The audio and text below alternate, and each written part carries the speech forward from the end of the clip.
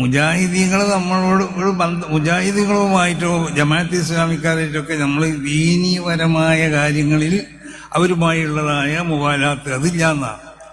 അല്ലാതെ അവർ നമ്മളൊരു മുജാഹിദ് നമ്മളടുത്ത് താമസിക്കുന്നുണ്ട് അവനോട് ചിരിക്കാൻ പാടില്ല എന്നോ അല്ലെങ്കിൽ അവനെ കണ്ടാൽ എന്തെങ്കിലും സംസാരിക്കാൻ അതൊന്നും സുന്നികളെ ആ തുർക്കുൽ മുവാലാത്ത് എന്ന് പറഞ്ഞതിൽ പെട്ടതല്ല. അങ്ങനെ ആരെങ്കിലും തെറ്റിദ്ധരിക്കപ്പെട്ടിട്ടുണ്ടെങ്കിൽ അത് തെറ്റിദ്ധരിക്കപ്പെട്ടതാണ്, അത് തിരുത്തുകയും വേണം.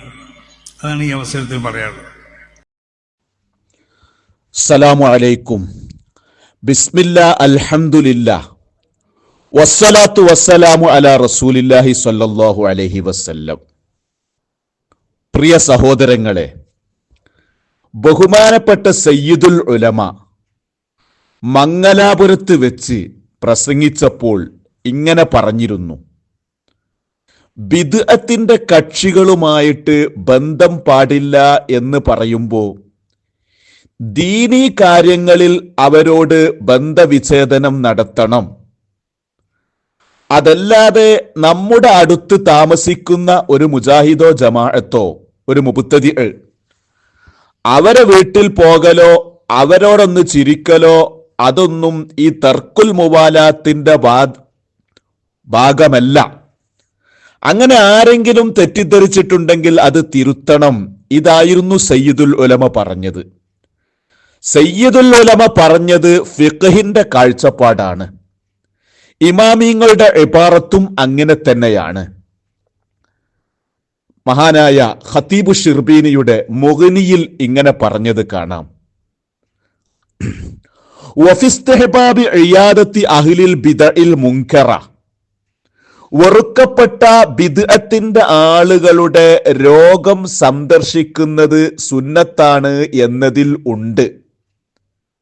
ഇദാലം തക്കുൻ കറാബത്തുൻ വല ജിവാറുൻ, അവര് കുടുംബക്കാരല്ല അയൽക്കാരുമല്ലെങ്കിൽ, വല റജാഉ തൗബത്തിൻ, അവര് പശ്ചാത്തപിക്കുമെന്ന പ്രതീക്ഷയുമില്ലെങ്കിൽ, ബിദ്അത്തുകാരുടെ രോഗം സന്ദർശിക്കുന്നതിൽ നളറുൻ, സംശയമുണ്ട്. ലിഅന്നാ മഅ്മൂറൂന ബിമുഹാജറതിഹിം, അവരെ വെടിയാൻ നമ്മളോട് കൽപ്പിക്കപ്പെട്ടിട്ടുണ്ട് എന്ന്. അപ്പൊ ആ ഇബാറത്ത് കൊണ്ട് വരുന്നത് ബിദ്അത്തുകാര് നമ്മുടെ കുടുംബക്കാരാണ്, അതല്ലെങ്കിൽ അയൽവാസികളാണ്, അല്ലെങ്കിൽ നമ്മൾ അവരെ സന്ദർശിച്ചാൽ അവര് പശ്ചാത്തപിക്കുമെന്ന പ്രതീക്ഷയുണ്ട്, എന്നാൽ അവരടുത്ത് പോകണം എന്ന് തന്നെയാണ് ഖതീബു ഷിർബീനി പറയുന്നത്. തത്തുല്യമായ ഇബാറത്ത് നിക്കാഹിന്റെ വലീമത്ത് സദ്യക്ക് ക്ഷണിച്ചാൽ, ഇത്തരക്കാര് ക്ഷണിച്ചാൽ അവിടെയും പോകണം എന്ന് ധ്വനിപ്പിക്കുന്ന ഇബാറത്ത് ഫുഖഹാഇന്റെ കിതാബിൽ കാണാം. അപ്പൊ ദീനിന് ഇടങ്ങേറുണ്ടാക്കുന്ന വിഷയത്തിലുള്ള ആ ബന്ധവിച്ഛേദനമാണ് തർക്കുൽ മുവാലാത്ത് കൊണ്ട് ഉദ്ദേശിക്കുന്നത്. അത് തന്നെയാണ് സയ്യിദുൽ ഉലമ പറഞ്ഞതും. തഫ്സീർ റൂഹുൽ ബയാനിൽ ഇങ്ങനെയും കാണാം: വഅമ്മൽ മുആമലത്തു ലിൽ മുബായഅത്തിൽ ആദിയ, സാധാരണയുള്ള ഇടപാട് നടത്താൻ വേണ്ടി ബിദ്അത്തിന്റെ കക്ഷികളുമായി ഇടപെടൽ,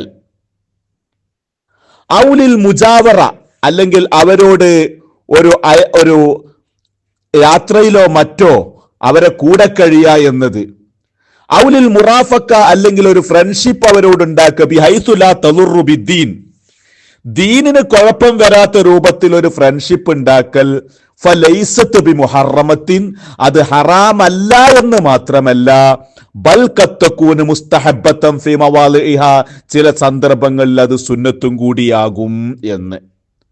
അപ്പൊ ഇത്രേ ഇമാമിങ്ങൾ പറഞ്ഞ തർക്കുൽ മുവാലാത്തുള്ളൂ. അപ്പൊ സയ്യിദുൽ ഉലമ പറഞ്ഞതിനെ വിവാദമാക്കേണ്ട ആവശ്യമേ ഇല്ല. ചിലര് സയ്യിദുൽ ഉലമന്റെ കൂടെ വീഡിയോന്റെ കൂടെ മറ്റൊരു വീഡിയോ പേസ്റ്റ് ചെയ്തിട്ട് ഇറക്കിയിരിക്കുകയാണ്. എന്താ വീഡിയോയിൽ പറഞ്ഞത്? വിദേഹത്തിനോട് നല്ലോണം അറപ്പുമാണ്. വിദേഹത്ത് മഹിമം ദലാലത്താണ്. വിദേഹത്ത് എന്ന് പറഞ്ഞാൽ വിദേഹത്തെ കൈ പിടിച്ചാൽ കൈ കേൾക്കണം, അത്രയും വിഷമാണത്. വിഷം തൊട്ടാൽ നമ്മൾ തിന്നണേ കയ്യകണ്ടേ എന്ന് പറഞ്ഞാൽ ഓരോ തൊട്ടാൽ കയ്യക്കണം. അത് ഒരിക്കലും പാടില്ല. നമ്മളെ ഈമാന് വിഷം തൊട്ടാൽ മരിച്ചുള്ളൂ, ഇത് ചാവും. ഏത് വിദേഹത്തിന് തൊട്ടാൽ ആ വിഷം കൊണ്ട് ചത്തുപോകും.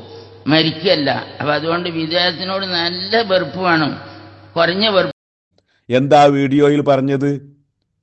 ബിദ്അത്തിനോട് നല്ലോം അറപ്പ് വേണം. ആയിക്കോട്ടെ, ഇമാമിങ്ങൾ പറഞ്ഞ അറപ്പുണ്ടായാൽ മതി. പിന്നെ ബിദ്അത്തുകാർ തൊട്ടാൽ കൈ കഴുകണം. അതിന് എനിക്ക് പറയാനുള്ളത്, കൈ കഴുകിയാ പോരാ, 7 പ്രാവശ്യം കഴുകണം എന്നാ പറയാനുള്ളത്. കാരണം എന്താന്ന് വെച്ചാൽ ബിദ്അത്തുകാരെ പറ്റിയിട്ട് നബി സല്ലല്ലാഹു അലൈഹി വസല്ലം പറഞ്ഞത് കിലാബു അഹ്ലിന്നാർന്ന, നരകത്തിലെ ആളുകളുടെ നായ്ക്കളാണ്, നരകാവകാശികളിലുള്ള നായ്ക്കളാണ് എന്ന് പറയുമ്പോ ബിദ്അത്തിന്റെ ആൾക്കാരെ കൈ തൊട്ടാൽ 7 പ്രാവശ്യം കഴുകണം. കഴുകാൻ വേണ്ടി മണ്ണും ഉപയോഗിക്കണം. മുഗല്ലളായ നജസാണ് എന്നും കൂടി പറയണം.